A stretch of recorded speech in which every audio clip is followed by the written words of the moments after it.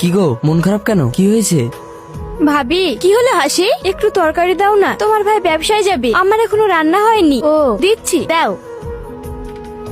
এই নাও। ভাবি নতুন সোনার কানের কিনলে নাকি? হ্যাঁ। বাহ, খুব সুন্দর হয়েছে। কতটুক? ওই 5 আনা মতো আছে। তোমার ভাই আমাকে কিনে দিয়েছে। তুমি তো সারা জীবন সিটি গোল্ড পরেই বেড়ালা, তোমার স্বামীর তো মুরুদ নাই একটা সোনার কানের কিনে দেওয়ার। এমনিতেই তো তোমাদের বাড়ি ঠিক মতো খাবার হয় না। আসছি ভাবি। কি গো, খেলে না? খেলাম তো, আসছি।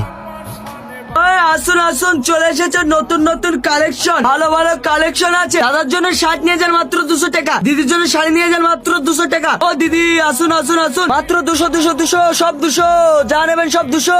শাড়িটার দাম কত? দিদি যা নেবেন সব 200। দেখুন শাড়িটা দেখুন, খুব ভালো মাল। দেখে নিন, দাদার জন্য শার্ট নিয়ে যান মাত্র 200 টাকা। ওই 200 200। কিরে সেলিম, ব্যবসা তো জমিয়ে করছিস, তা এলাকার বড় ভাইকে ভুলে গেলি নাকি? কাউকেই ভুলিনি ভাই, এই রোদে বৃষ্টিতে দাঁড়িয়ে ব্যবসা করছি, ভোলার মতো কি আছে?